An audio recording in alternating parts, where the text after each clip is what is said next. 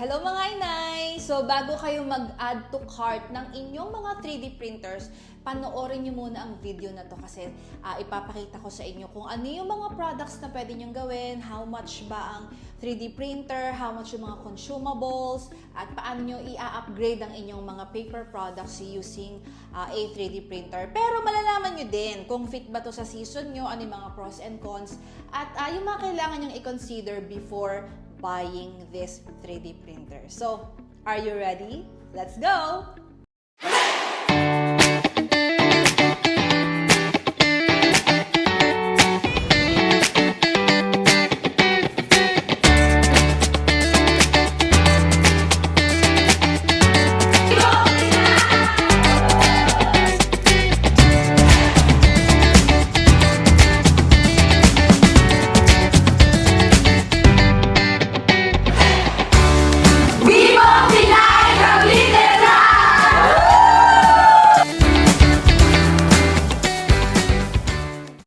Welcome to our 3D Printing 101. Okay, so hindi pa ito yung actual workshop on how you can create mga products using your 3D printer. Pero ito ay para sa mga nagko-consider pa lang bumili. Because of course, medyo may kamahalan. Okay, hindi lang to basta 1,000 pesos. So it's really hindi naman siya super big investment. Pero talagang meron siyang halaga. So before you dive in or before you get excited sa pag-acquire ng bagong machines, it's very important for you to understand if this will really fit your season, your goal, and your space, no? So, ipapakita ko sa inyo, sasabihin ko sa inyo kung ano yung mga dapat yung i-consider as you acquire this new investment para ma-scale ang inyong business. Okay, first, para kanino ba ang 3D printing? Okay, it can be for anyone. Okay, pwede naman kung meron kang budget, bumili ka.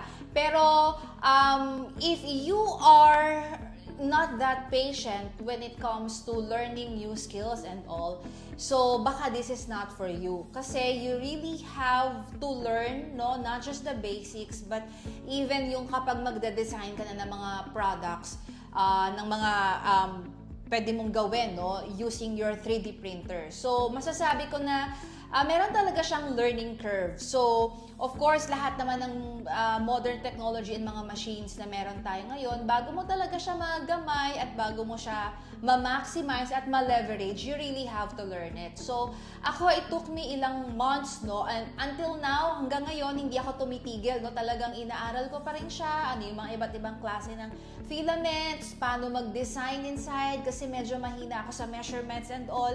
So, but again, we never stop learning, okay?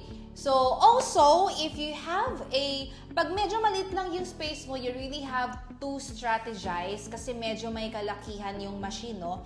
So, meron namang, may maliit pa ng konti dito sa A1 Combo, which is the A1 Mini, no? Pero magre-require pa rin talaga siya ng space, okay? Because of course, bibili ka rin ng mga filaments, yung mga consumables. So, kailangan mo din talaga ng storage for that. You have to decide if this is hobby or gusto mo talaga siyang pagkakitaan. Kasi nakakawili talagang mag-print, no? Mag-print ng mga products like this, no? So, you really have to decide if kung pagkakakitaan mo to, ano yung mga possible na mga products na gusto mong gawin. And if you are into, if you have an existing paper product business, like gumagawa ka ng mga notebooks, notepads, and all, so, i-brainstorm mo muna, isipin mo kung ano yung mga products na pwedeng mag-complement, no, yung mga 3D printed products na pwedeng mag-complement sa current product mo ngayon. Kumbaga parang mas ma-elevate yung paper products mo, no. So, yun lang naman yung mga kailangan natin i-consider. So, ngayon ipapakita ko sa inyo yung aking printer. Okay, before, nag-start ako sa 3D printer na around, I think, less than 20,000 pesos, para nasa 16,000 pesos lang siya. Si Ender, si Creality Ender. So, bakit ko siya binili? Kasi nakita ko siya isang beses sa isang parang bazaar, and naastigan ako sa kanya, wow, ang galing. So, without really learning kung ano yung features ng ng printer na yon. I bought it, it's 16,000. Sabi ko, mura na to compared dun sa mga nakikita ko online na nasa around 30,000 pesos or 50. So makakamura ako dito. Only to find out, after ko siyang i-unbox, hindi ko na siya nagamit ulit. Hanggang ngayon, di ko pa siya nagagamit. Nandun lang siya, nakatambak sa ilalim ng table. Bakit? Kasi, isa sa mga nagustuhan ko sa Bambolab, no? Meron siyang sariling parang design space, parang kay Cricut, no? Meron siyang app wherein meron ng mga ready-made na templates there. So, just in case na nag-aaral ka pa lang paano gumawa ng mga mag-design ng sarili mong 3D product at wala ka pa doon, okay, gusto mo lang muna mag-test print and all, mag-explore, may mga ready-made templates there that you can play around, pwede mong pag-practicean. And isa pa, nagustuhan ko yung mas madali siyang i-navigate, no? And mas aesthetic siya compared sa Creality Ender. And naalala ko when may Baker's Meet dito sa Bacolod, and nabanggit sa akin ni Pong from Googly Goobies na yung Ender nga daw is it will end your career. So medyo mahihirapan kang i-navigate. Pero again, depende naman yun sa tao, no. So you really have to, kailangan mo munang tignan yung feedback ng crowd kung alin yung madaling i-navigate, especially if hindi ka techie. So, for me, kung maiko-compare ko doon kay Ender tsaka dito kay A1 Bambolab, mas nadalian akong i-navigate dito. Although, may learning curve pa rin ako. So, here's my Bambolab A1. Okay, so marami pa tayong models ng 3D printer under the brand ng Bambolab. But this one is A1. Okay? So, this is around meron tayo kasi tinatawag na kapag ang gusto mo lang is ito lang, wala tong AMS. Okay, so yung AMS, ito yung pinaglalagyan ng ating filaments. So just in case you want to create yung mga products na madaming kulay or kunyari 4 colors, ayan. So you have to avail this AMS. So this is sold separately, no? This one, si A1, mga nasa around, I think nasa around 25,000 or 24, around those price. Pero kapag meron na siyang kasamang AMS, so pumapatak mga around 30,000 siya. So itong si AMS is mga around 5,000 pesos. So pero kung wala ka pang budget at gusto mo lang naman na mag-focus sa mga products na isa lang yung kulay, so pwede na to kasi meron na tayong isang lagayan dito ng filament. Okay? So, this one is hindi included. Ito ay 3D printed na to. Ayan. So, ginawa ko to kasi kapag nag-3D print ka, naglalabas siya ng mga ganitong mga particles. Ayan. So, ayan. Kaya, nilagyan ko siya ng bin dito para hindi siya makalat. Okay? So, this time, ipapakita ko naman sa inyo yung tinatawag natin, yung bala niya, yung bala ng 3D printer. So, yung mga printers natin, meron siyang ink, di ba? Itong 3D printer, wala siyang ink. Ang gamit niya ay, ito. Ang tawag dito ay filaments. Ayan. So, ang filaments natin, okay, so this is made of plastic, no? So, kaya ito ay, ang ginagawa ng 3D printer ay parang hinihit niya itong plastic, itong filament, at saka siya nagka-create ng something. So, marami tayong iba't ibang brand ng filament and meron din siyang iba't ibang finish. So, this one is matte army brown. Ayan. So, ipapakita ko sa inyo yung iba't ibang klase ng filaments. Okay, so I have here yung cart ko wherein dito ko nilalagay lahat ng mga filaments. Okay, so hindi pa ganoon kadami yung filaments ko. For me, hindi pa to ganito kadami kasi may mga kulay pa akong wala, no? Pero yung iba, ang ginagawa kasi nila, naka-box lang, hindi nila ine-expose kasi merong effect yon sa filament. Pero since ako naman, tig-isang kulay lang to and I use them talaga. So ayoko na nung magko-consume pa ako ng time sa pag-alis at balik sa box. So inilagay ko na lang siya lahat dito sa cart na to. So ito yung mga filaments o yung parang pinaka-ink, yung bala ng ating printer. So meron tayong iba't ibang brands and meron din tayong silica to make sure na safe yung ating mga filament. Ayan. So meron tayong iba't ibang brands, iba't ibang kulay. Meron din tayong tinatawag na multicolor. This one is pastel na rainbow color. So, makikita mo naman yung itsura, yung pangalan, ano. So, this one is a gradient matte pastel rainbow. Ayan. And this is Punk Chroma by Polymaker. Ayan. Okay, so marami pa akong ganyan. Meron din tayong ito pa isa, Punk Chroma. This is matte fall. Gradient din yung kulay niya. So, nag-iba-iba. Okay? Alam niyo kung anong nagustuhan ko dito sa hindi katulad ng ink, no? Wala siyang ganito. So, pinapakita niya dito, ay nakasulat dito yung net weight ng filament. Yan, nakikita niyo ba? Is it 1 kilogram na kita? Ayan. So, it's 1 kilogram. Ang kanyang weight, ayan, spool weight is 145 grams. So, alam mo kung gaano kadami yung iyong filament. Okay? So, pag gagawa ka kasi ng something, kunyari, gagawa ka nito. Okay? Pag gagawa ka ng ganito inside your, dun sa Bambu Lab, sinasabi niya kung ilang grams yung mako-consume. Kunyari, it will consume 500 grams or 50 grams. Ayan. So, pwede mo lang i-note yan sa notebook mo para malaman mo kung ilan yung nagawa mong products using one spool. So, mas madaling mag-costing. Hindi katulad sa ink na parang ang hirap tansyahin, although meron naman sinasabi na 10,000 pages, ganyan, or what. So, dito, mas madali mo talaga monitor kasi pag gagawa ka din ng something, sinasabi kung ilang grams yung mako-consume niya. So now we will try to print a simple object, okay? So nandito yung switch sa likod. And then i-access ko ang Bambu Lab, Bambu Handy, yan yung app niya. So, pwede mo siyang i-access sa phone, pwede rin sa desktop. Ayan. So, ito yung ating screen. Ayan. Diyan natin makikita kung ano yung piniprint natin, kung ilang minutes na lang, ilang grams.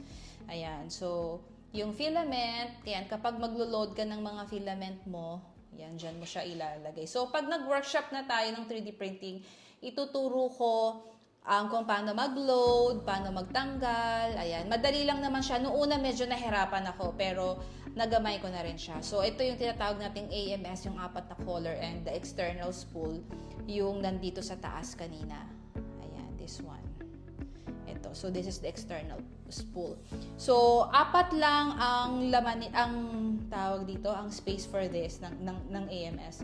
So, it's either you use the AMS or itong spool. So, pero ito, lahat to ay connected sa AMS. So, ito wala.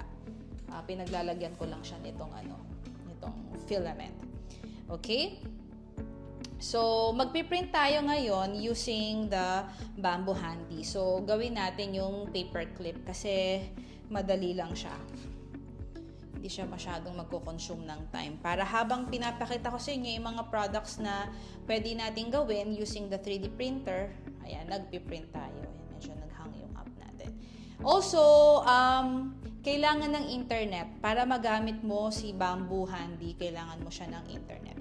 So, ito yung sinasabi ko na parang design space nila. Na makikita mo dyan, yung mga ready-made na mga templates. Like, katulad itong cat. Ito, ang cute. Ito, saging. Ayan. Tapos, pwede kang mag-search din. Like, halimbawa, here. Kunyari, you want to kunyari IKEA, kasi alam nyo ba na pwede kang mag-print ng mga accessories ng IKEA na SCADIS board like this one. Look. Ayan. Ayan. So, pwede kang mag-search. Tapos, kung bawa, gusto mo naman ng mga toys, ito nakasave na rin yan sa aking mga organizers. Ayan. So, okay, balik tayo sa paperclip ngayon. Yung paperclip nakasave na sa akin yon. Meron ditong parang, dito sa me, and then collections. Ito lang yung mga sinave ko na mga template na for mga future projects. Ayan, so it's here. Para siyang Pinterest. Pag may nagustuhan ako sa kaka-search ko, sinisave ko lang siya dito sa aking collection. Ayan, so katulad nito, may barn. Meron ditong parang Pocket Princess Castle playset. Ayan. Tapos ito pa. Yan yung mga naka-line up na gagawin ko. Tapos ito yung pinakita ko sa inyo kanina. Yung lagayan. Ayan. So, fit yan siya dyan. Ayan siya. Ayan. Look, ang dami. Yan. Yung mga nakikita nyo lahat dyan. Ito yung sa Saint Show. So, pwede ka din gumawa just in case you want na yung kulay that you like. Pwede. Ayan. Okay? So, sige. Punta tayo dun sa paperclip. Ayan, no? Pwede rin mga letters. Lagayan ng pens. Star Wars. Ayan, pinasave yan sa akin ni Mark. Ayan, yung lagayan ng ng AirPods, ng headphones. So, siguro every time na you see me na nagpo-post ako ng mga finished product ko, akala nyo ginagawa ko from scratch yun. Of course not. Meron na tayong mga ready-made na mga products here na ipiprint mo na lang. Tapos meron din siyang commercial license just in case you want to sell that, yung printed format. So, you have to avail the rights to sell. Ayan. So, kung pang personal mo lang naman, okay lang naman. Ito yung mga stand ng phone. So, sobrang dami. Even yung mga paper clips. Ayan. So, yung mga ganito na may mga names, kino-customize yan. So, pwede mo siyang i-edit sa desktop. Hindi siya pwede sa phone. Ayan. So, ito, ginawa ko rin yan. Yung mga bookbinding tools. Mga pang kids. Ayan. Tagal ni paperclip Libang na tayo. Ayan. So, yung iba dito, madami-dami na rin akong nagawa from here. Tapos even yung mga stand ng Cricut, ayan Cricut maker stand. Tapos ito, yung mga guide sa Cinch, meron din dyan. Ayan. So, if you want din yung mga ganyan na tools, mga pen holders. Ayan. Asa na si paperclip. Ayan, pwede rin i-customize kids name puzzle or Tetris. So, meron ding domino. Ang dami ko nang na-save, diba? Ayan, this is the paperclip. Ayan. So, sige, let's try this. Ayan. So, yan siya. Prepare to print. Ayan. So, pwede kang pumili. So, it has one plate lang siya. Okay. Ito yung sinasabi ko sa inyo. So, malalaman mo kung ilang minutes siya o ilang oras. Tapos, kung nakalagay dito one plate. So, ibig sabihin isang plate lang. So, magpiprint na siya dyan sabay-sabay. And kung ilang grams, ayan siya, 10 grams. So, ibig sabihin, makakabawa siya ng 10 grams dun sa spool mo. So, madali mong mako-compute kasi ang mga filaments natin, so, i-note mo lang yung mga price niyan. Mag-iiba yan, depende sa brand, no? So, pero, nagre-range siya from 550 to 1,000 pesos yung isang spool ng filament. Usually, yung mga gradient na filaments like this, medyo may kamahalan siya, mga nasa around 1,000 pesos. Pero yung mga basic colors, like this one, yung black and white, na Elegu, nasa around, lang siya, 600 or 550 pesos. Pero yung most of the time, ang mga filaments ay mga nasa 750, 850 pesos. Ayan. So, dito tayo sa 24 minutes. Okay? So, click on next. Then, ayan, time cost, 24 minutes. Filament cost, 10 grams. So, ito yung nagustuhan ko kasi hindi na ako mahirapan masyado mag-costing just in case I want to sell. Pwede kong ikwentahin yung time na consume ko sa kanya and yung kung ilan yung nagamit ko sa consumables. So, this one is, ayan siya. So, di ba ito, yung AAMS natin, pwede mong piliin kung anong color yung gusto mo. So, since ako I like the purple one, nandun siya sa number 3. Ito siya. Number 3 na AAMS, this one. So, ang pipiliin ko dito ay PLA number 2. Ayan. So, but it's black kasi hindi ko pa siya na-edit eh. I don't know, number 3 pala ako, sorry, number 3, ayan. So, white yung nakalagay dito kasi hindi ko pa na-edit yung kulay sa system. Pero kasi pag na-edit mo yung kulay dito sa filament, na set mo yung nasa number 3 mo is purple, so ang lalabas dito ay purple. Ayan.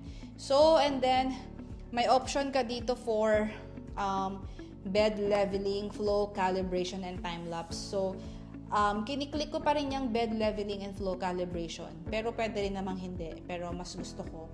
Tapos time-lapse, meron siyang video na makikita mo yung time-lapse mula sa simula hanggang matapos. Perfect yan sa mga big projects, no? Tsaka yung mga sobrang tagal. Ayan. Meron tayong memory card here na sisave yung time-lapse dito sa mismong 3D printer. So, ayan, kiklik lang natin ang start print.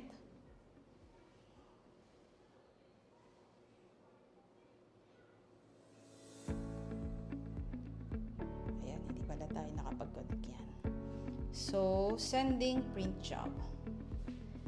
Ayan, Bambu Lab. So, makikita natin na nag-download na yung file inside it's currently downloading. Ayan siya. So, make sure na yung yung device nyo ay connected sa inyong printer. Wait lang. Ayan, so, 8%. Medyo mabagal yung aming internet. So, you really have to be connected to the internet, no, para makapag-print ka. Ayan. So, it's 23%, 26%. Ayan. Tapos, pag nag-download na yan, pwede ka nang umalis. Ayan. So, it's 99% okay na siya. Nagpi-preheat na yung ating printer. Para siyang oven, no? Kaya siya nagpi-preheat kasi nga kailangan ng heat para ma-dissolve yung ating mga filaments. So, dito, sa phone, makikita mo yung progress ng iyong piniprint, no? So, halimbawa, ang tagal ng project mo, 5 hours. Pwede kang umalis, tapos i-check mo lang sa phone mo. Makikita mo kung ilang minutes pa. Like dito, makikita nyo, so, it's 25 minutes, no? So, maya-maya, makikita natin 10 minutes na lang, 5 minutes na lang. Makikita mo yan dito sa app. And also, nakalagay doon, look, record. Ibig sabihin, naka-time-lapse na yan. Okay? So, yan. Madali lang naman siya. And, ayan yung mga colors na nandito sa sa aking AMS. So, while we are waiting for this, ipapakita ko sa inyo yung mga products for inspiration para mag-spark ng idea sa inyo if perfect sa inyo, no, or kung gugustuhin nyo magkaroon ng 3D printer. So, basically, ganito yung setup ko. So, kinain niya na yung ayusin lang natin to. Ayan. So, kinain niya na yung aking table. So, medyo magko-consume talaga ng space. Plus, you need to have a storage system for your filaments. So, what more if madaming filaments ka pa i-imbak? So, magko-consume talaga siya ng space. Ayan. So, just to give you an idea, before I used to think na lahat ng filaments sabay-sabay na nakapasok dito, no? pero hindi pala, one at a time siya. So halimbawa, kapag yung color na like this one, kunyari ito. This one, this is two color, no? So this is a toy phone. Ayan. So ito ay two color. Kapag piniprint niya yung black lang yung nakatusok dito, yung yung tawag dito, yung dinidissolve niya. Pagtapos na siya sa black, kukusang aangat yung filament at yung next color naman ang ihihit niya. Ayan. So sometimes nagkakaroon ng jam, nagkakaroon ng kumbaga sa printer, parang paper jam, meron din ganun dito. So, makikita mo naman yung notice here or yung warning sa screen mo. And then, meron ding solution, pwede mong i-check. Tapos pag na-okay na siya, magko-continue lang naman yung print. And also, pag nawala ng kuryente, don't worry, especially here sa Negros, lagi kami nawawala ng kuryente. Pag may kuryente na, magtutuloy lang yung project mo. Ang learning curve ko lang siguro here when I was starting, kasi hindi ako mahiling magbasa ng manual. Ayoko ng mga long manual. Mas gusto ko manood ng mga videos, ng mga tutorials. So, nahirapan ako noon sa pag-i-install ng filament kasi nga akala ko sabay-sabay dapat siyang nakasaksak. So, ang tagal bago ko na-realize na hindi ko kailangang ipasok lahat yung kasi isa-isa pala talaga. Ayan. So, yun lang. And also, nung dumating to sa akin, tawag dito, sira itong screen, no? So, pinadala naman ako ni Gugli-Guwis ng bagong screen and may pinanood lang akong tutorial sa YouTube at naayos ko naman siya.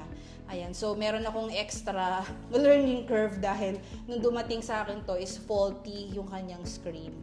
Ayan. Usually daw kapag tina-travel siya sa airplane and all, hindi naman daw laging ganun, pero may mga instance talaga na nagiging faulty yung screen. So, okay lang kasi meron siyang replacement. Yun na maganda, meron siyang replacement. Kasi I remember nung nasira yung Cricut Autopress ko, yung pad niya, yung controlan, wala siyang nabibiling separate. So, wala na, hindi ko na magamit yung buong Cricut Autopress. Pero here, just in case masira tong screen mo, pero wag naman sana, pwede mo siyang bilhin separately. Ayan. So, nag-hit na siya. While we are waiting for that, ipapakita ko yung mga products na pwede niyong gawin using 3D printer. First na talagang, siguro ito yung main reason why I bought this 3D printer. I want to create learning materials. No? Ever since naman talaga, tuwing may bibili na akong gamit, laging yun talaga yung punto ko. I want to create learning materials for my kids. So, ito yung mga pwede nyong gawin. Ang dami pa inside the app, no? So, ito yung mga nagawa ko na ng mga learning resources. So, imagine creating something like this, diba? So, it's actually a storage box. Tapos, ayan yung mga letters.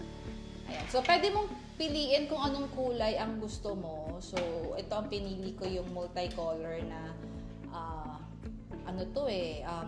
this is actually iba't ibang color, pero pink and green lang yung lumabas. Ayan. So, ito yung iba. Pink and purple. So, ito, ginagamit to ni Joy. Gustong-gusto niya to. Tapos, hindi kalat-kalat yung letters kasi nasa loob. So, imagine, you can create yung mga ganitong materials, no? And play-based toys for your kids. So, perfect siya, kunyari, if you are creating din mga learning resources for kids. Kunyari, itong box na to, sampulan mo ng, kunyari, flashcards wherein they can spell mga CVC words, di ba? Using these letters. Di ba? Kunyari, flashcard siya na magkakasya here. Di ba? So, meron siyang letters, tapos may flashcards, tapos they can spell.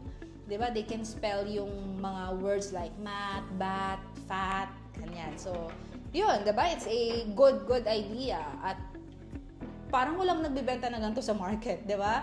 So, for sure, aangat ka, tapos pwede mo pa siyang i-personalize, no?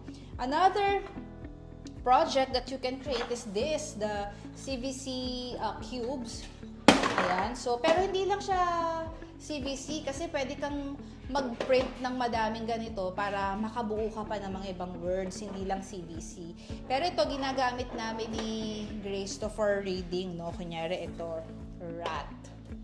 Ayan, rat, sat, diba, what, ayan. So, pero ginagamit ko din to for hope. So, halimbawa, wade. Ayan, wade. So, hindi lang siya pang CBC, di ba? So, ito mga blocks na to, perfect to for kids who are learning to read. Tsaka si Joy din, ginagamit niya to for phonics. Ayan. And ito, ginagamit ko rin for Joy. This is for fine motor skills.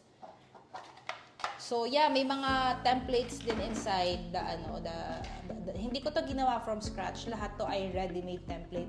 Gagalingan mo na lang talaga sa paghahanap. Ayan. Kasi sa print, effortless din like this one, look. So, nagpiprint na yung paper clip natin. So, iiwanan mo lang talaga siya. Wala kang ibang gagawin kundi iintayin mo pagtapos na. Ayan. So, ito, papasok to dito ni Joy. Ayan. Ayan.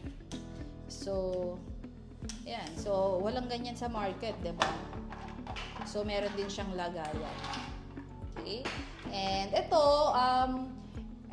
pwede rin siyang, kids resource. And pwede rin siyang pang-branding mo. Like this one, ginagamit ko to for Grace. Ilang days na kami nagsispell ng name niya. Tapos, pwede rin siya pang spelling practice. Ayan, kasi meron tayong mga, letters. Ayan. Ito kaya nagdalawa yung kulay kasi naubos yung filament ko. Kaya ganyan yung kulay.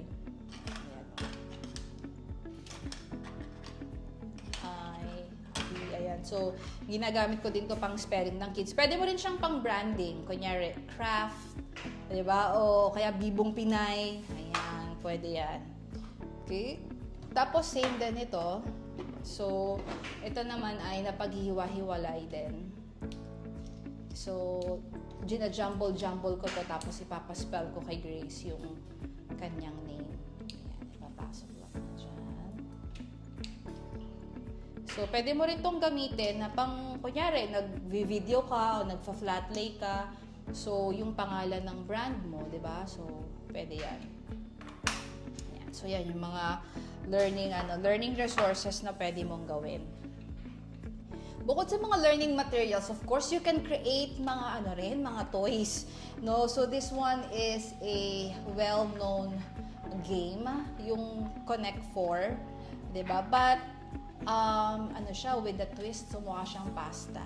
So ipapasok mo lang siya diyan. Ayan.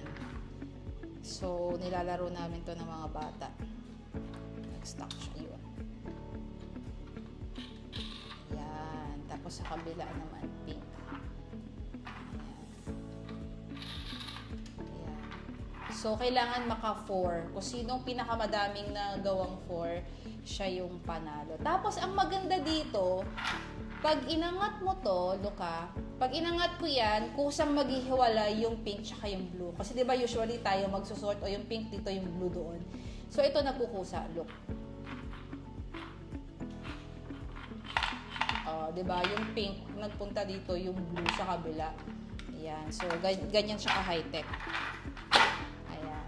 So ito yung toy na ginagawa. Ang tagal niya, ilang oras. Ayan. Tapos another one is this one kagagawa ko lang the other day.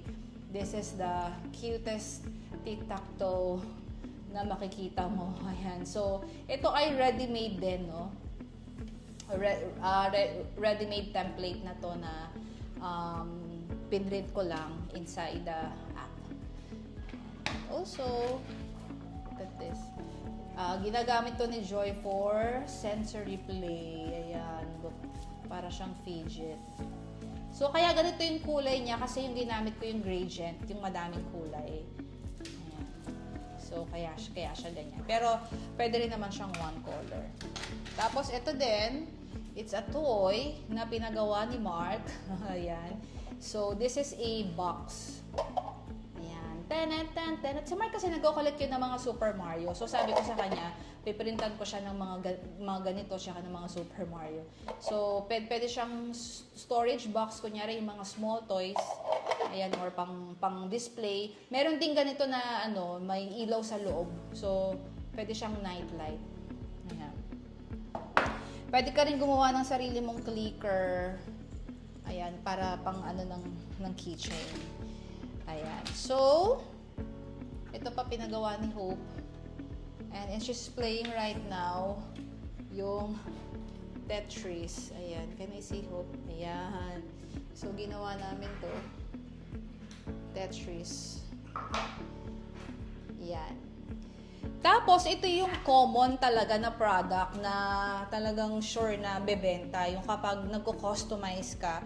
Di ba marami na tayong nakikitang ganito kasi pag nagvi-video, nag-photoshoot ng product nila, di ba? So, ayan. Ito ay kinostomize ko na inside the app. So, ready-made template na to, i-edit mo lang yung text. Ayan. So, kung iniisip nyo na ginawa ko to from scratch, hindi po. Meron na tayong template dyan inside. Babaguhin mo lang kung ano yung icon na gusto mo, tsaka kung ano yung text mo. Ayan. So, ayan. Ginamitan ko siya. Sinubukan ko yung aking gradient na filament at ito ang kinalabasan niya. Ang ganda, di ba? Ayan. So, sakto, I have a YouTube channel na. Ayan. So, this one naman is a light box. So, ayan. So, lalagyan ko to ng small lights ng LED light. Tapos, isasabit ko doon sa aking pegboard. And this one din, inedit ko din to inside the app. So, this one naman, ako nag-determine kung gaano kapal, no, yung kanyang So, pwede siyang maging standy o pang flat lay. Ayan. So, just in case you want to sell yung mga ganyan para sa mga crafters or mga creators na they want na magpagawa ng ganyan para sa kanilang branding and all. So, pwede yan. Of course, pwede ka din mag-create ng, ito yung mga letters na pinakita ko kanina. Ayan. Ayan. So, pwede ka din mag-create ng mga ganitong tools, but this one is fail. Dahil, ang gamit ko lang dito ay PLA. So, noon ko lang nalaman na yung mga gagamitin mo palang filament ay depende sa mga project na gusto mong gawin. So like this one, usually yung PLA, magaganda yung mga kulay, yung mga colors na available sa kanya, tas perfect for mga desk and tool accessories. Pero pag gusto mo ng mas tougher, more heat, and impact resistant, good for mga jigs and mga phone stands and mga ganito, mga cord organizer, dapat pala ang gamit ay PETG. Okay? So, ang filaments, meron siyang iba't ibang klase. May PETG, may PLA. Ayan. So, compatible naman yan sa Bambolab A1. Ayan. So, ginawan ko din si Hope at fail din siya. Ayan. So, kailangan kong bumili ng PETG para ma-achieve ko yan. Ayan. Tapos, ito rin, paborito ng mga kids ko. This is a fidget. So, ito ay hindi na ina-assemble. So, pag pinrint mo yan, as is na yan. I think this is 30 minutes. Ayan. So, cute, diba? So, may mga fidgets. This one naman is a keychain, tic-tac-toe. So, pwede siyang, ito yung sabitan ng keychain. Ayan. So, pwede mo siyang terno sa mga kids para instead na nag-gadget sila, kunyari nasa travel or what. So, meron lang silang ganitong mga dala na mga small toys, 'di ba? So, ilagay mo lang siya sa maliit na pouch along with other, mga activities na pwede lang pagkaabalahan. So, this one naman is pwede rin gawing keychain and toy. Eh, nagustuhan ng mga bata. Nagpa-print sila ng sarili nilang iPhone. Ayan, so ang cute. So, pwede mo rin tong i-terno sa mga paper products mo. Kunyari, may kasamang keychain, yung mga planner, no? So, that's cute. Okay? And ito din, kasama din to dun sa learning materials. Pwede ka maglagay ng mga strings and all. Ayan. So, ang dami. Hindi ko pa nga naubos yung mga nasa inside the app. Sobrang dami. So, para hindi ka ma-overwhelm, you have to identify ano yung focus ko muna. Do I want kids resources? Do I want something na magko-complement dun sa mga existing paper products ko? Or do I want to sell tools and accessories or mga desktop keme? So yeah, you have to identify. Ayan, so we only have 7 minutes, no? So ayan na yung ating paper clip. So, just in case you want to create madami all at once, pwede naman. So, kunyari, mag-create ka ng, baka kasya dyan is 1, 2, 3, 4, 5, 6. Mga 6 siguro. So, pwede doon, meron doon option na how many copies ang gusto mong gawin. Ayan. So, pero syempre, madadagdagan yon. So, kung 25 minutes isa, anin yun, 6 times 25, then yun yung cost ng time. Another thing, ito, sobrang natuwa talaga ako dito kasi nung ginawa ko to, talagang wow, ang daming comments sa sa Facebook, no, kasi gusto din nila magpagawa. So, sobrang cute kasi most of the time ang IKEA pegboard is color white lang, 'di ba? Tapos wala sila.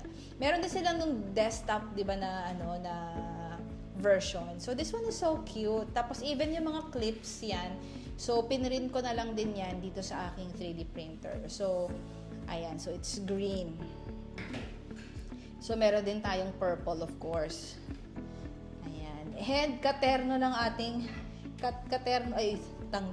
katerno ang ating headphone stand, ube.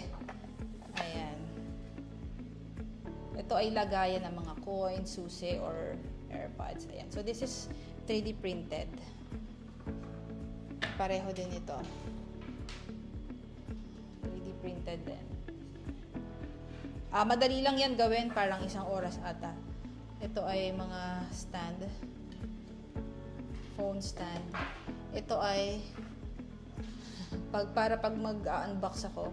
Ayan, so pero actually ito ay pen holder. Ginawa ko lang talaga siyang lagayan ng cutter.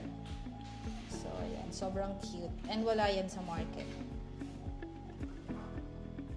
So, ito yung sinasabi ko mga products na pwedeng mag-complement sa mga paper products nyo. Like this one. This is a keychain.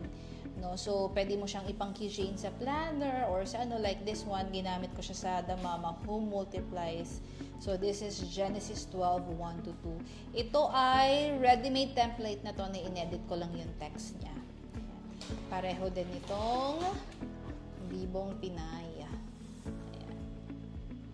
Sakto, meron din akong ganung kulay ng ball chain. Ayan. So, tapos ito, like ginagawa natin ngayon, the paper clip. 'Di ba? So, pwede mo siyang iterno sa mga paper products mo. If you have notebooks or journals, samahan mo siya ng ganitong paper clip. Sobrang unique kasi wala namang nabibiling ganito sa market, 'di ba? Ayan. So, yan yung mga pwede mong gawin with your 3D printer. And, yeah, isa to sa mga pinaka-high-tech ko nang nagawa so far. Okay, marami pang mas high-tech dito, pero, yeah. So, this is a desk organizer, a pen holder. So, look. Cute niya kasi walang ganitong color sa market. Bihira yung ganitong kulay. Ayan. So, ginawa ko siyang two-tone, isang light and darker. Ayan. So, yeah, this is plastic. Noong pinost ko to sa Facebook, naku po, ang daming gustong bumili, hindi naman ako nagbebenta. Ayan, so, di ba, malay mo, magkaroon ka ng sarili mong 3D printer, tapos magbenta ka nito, di ba? Oh, look, sobrang nice. Ayan. So, ito yung isa sa pinaka-high-tech na nagawa ko nga so far. So, this is a toolbox. Look. Tapos na-open siya. Wait lang ha. Lalayo ko yung camera. So, this one. Look. Nakita nyo na to sa So, ginawa ko siyang 3 colors. Pero, pwede naman to na isang kulay lang. Gusto ko lang talaga yung parang nag-ombre siya. Ayan. So, hindi ko pa muna talaga siya ginamit. Okay? Pero gagamitin ko talaga to. Inintay ko talaga tong 3D Printing 101 para, alam mo yun, makapag-ipon ako ng mga 3D printed objects. But right now, na nakapag-shoot na ako, finally, I can use this. Ayan, oh. Sobrang cute! So, yung mga anik-anik na mga small parts, pwede ko nang ilagay dito sa aking toolbox. So, gagawa ko ng ganito na purple version naman. Ayan. Ito pa pala yung isa sa mga nagustuhan ko na before, I used to buy lang yung mga ganitong bookbinding tool. So, ngayon, I can print it, I can create it using my 3D printer. So, look, mga corner cutter, look. So, this one is sobrang dali lang niyang gawin. And yes, may ready-made template na rin tayo for this one. So, yeah, if you want to, to sell or you want to create your own bookbinding tools, ayan, pwede mo din siyang gawin sa iyong 3D printer. So, ang dami mo talagang pwedeng gawin using your 3D printers. So, kanina, nabanggit ko na yung ilan sa mga pros and cons, no? So, babalikan ko lang saglit and magdadagdag ako ng additional. So, ilan sa mga pros if you have a 3D printer is mas mapapadali na yung paggawa mo ng mga customized products. Yung personalization, sobrang yan, especially if you are creating mga products, kapag personalized, mas mataas yung perceived value niya. Ayan. And low material cost, kasi kung titignan natin yung filament, it cost mga 650 to 850 pesos. Tapos, sobrang dami mong magagawa sa isang spool ng filament, no? And ang cons mo lang is, of course, nabanggit ko kanina, merong learning curve, no? Kasi syempre aaralin mo yung mga slicer settings, yung mga pagde-design mo sa app, ayan. So, it will consume time. Pero it's worth it naman kasi kung ma-monetize mo naman yun. So, think of it na lang as something na merong kang tinatanim at aanihin mo din in the future. Another thing is yung time kasi it depende sa project, pero wala atang project na below 20 minutes. Lagi 20 minutes above siya talaga. Tapos kapag malalaki yung projects mo like this one, itong si Tic-Tac-Toe, ito, alam nyo ba na itong tray niya inabot ng I think 9.5 hours. Tapos ito inabot ng 4 hours. And then this one is another 4 hours. So how many hours yun? 8 plus 9, 17 hours for this. So, imagine, di ba? So, kailangan mong presyuhan yung time mo at yung kung ilan yung filament na nagastos mo here. So, may mga tayo na like this one, ginamitan to ng support, no? So, meron siyang mga excess na mga filament. So, most of the time, kasama naman yun sa sinasabi niyang costing ng filament. So, yeah, yung time medyo matagal. So, kaya kung papansin nyo yung mga iba na talagang sineseryoso na yung 3D printing, nag-invest sila sa madaming 3D printers. No, parang tayo, magsimula tayo sa isang office printer, dumami na yung demand, so nagdadagdag tayo ng another office printer. Ganon din dito kasi it will take hours talaga. Ang isang project, bago mo matapos, especially kapag malaki siya, tsaka bulky, talagang nagko-consume siya ng time. And also, space, nabanggit ko na kanina, and also the smell, medyo meron siyang konting amoy, no? So, hindi naman super, nakatulad ng laser na kailangan, meron siyang parang tube, no? Ito naman wala. Pero kailangan mo ng well-ventilated na space, no? And also noise, medyo maingay siya, especially kung yung table na pinaglalagyan mo is mayugyug. Pak, ganun siya talaga. Medyo maingay siya. So, make sure na stable yung pagpapatungan mo kasi pag yung printer gumagawa, yumuyug-yug siya talaga. Ayan. So, yun lang naman yung ilan sa mga cons. Hindi ko naman masabing mahal yung consumable kasi kung magbebenta ka, syempre, isasama mo naman sa costing yung consumables mo. So, balikan na natin yung ating paperclip dahil tapos na siya. And wait, before we continue pala, we have to, yung fit check, no? So again, kaya mo bang, do you have around 20 to 50,000 pesos to invest sa ganitong gamit? So, meron pa tayong mas mahal, I think mga 60,000 or yung pinakamahal na nakita ko nasa 90,000 pesos ata. Pero to start, no, pwede ka na mag-start ng mga around 18,000 pesos. So, if meron kang ganong amount and you think you want this, pwede, check.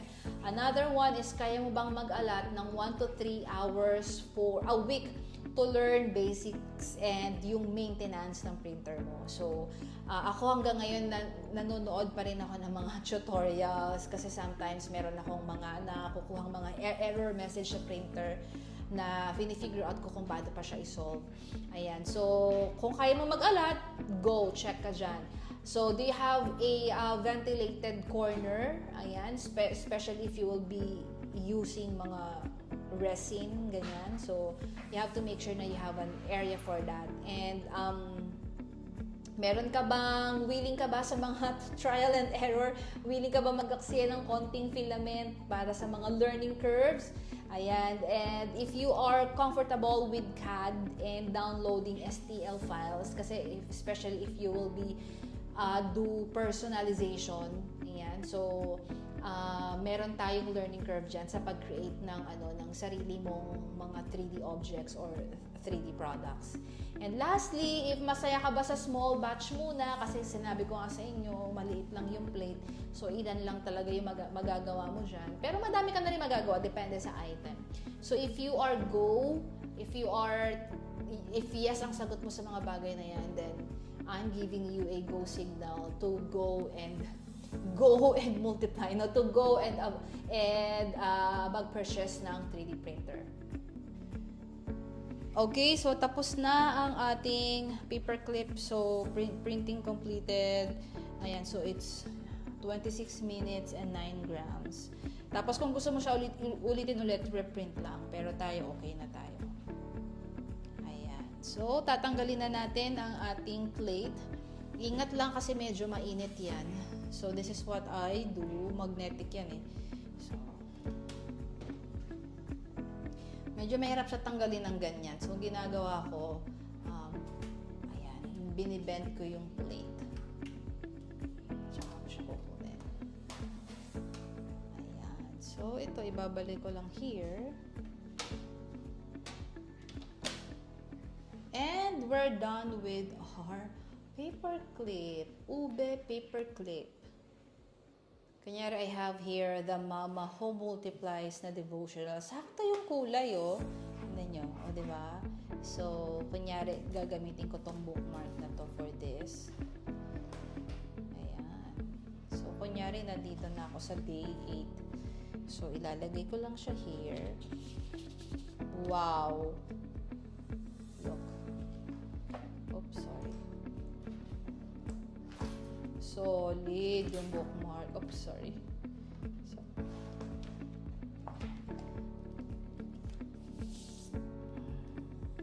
nice. So, di ba? So, pwede mo tong ibenta. Si The Mama Who Multiplies, may kasama siyang social. May kasama siyang customizable na keychain, Bibong Pinay, and a 3D printed na bookmark. Diba? So nice. So I hope somehow nagkaroon ng clarity at na-excite kayo sa pagkakaroon ng 3D printer. And iniiwasan natin talaga na masayang ang inyong investment dahil talagang malaking amount din naman siya. So I hope nakatulong sa inyo ang ating 3D printing 101, yung basics, no, when it comes to acquiring your first ever 3D printer. And excited ako na makita ang unboxing video ninyo, no? And so, i-share ko sa baba yung mga link kung saan ko nabili yung printer ko, yung filaments. Ayan. So, basically kay Googly Gooey's, meron din si Be Happy, no? And meron din si The Happy Station. So, ilalagay ko yan lahat sa baba for your reference. And I hope na nag-spark ang creativity sa inyo. So, I'll see you guys. Bye!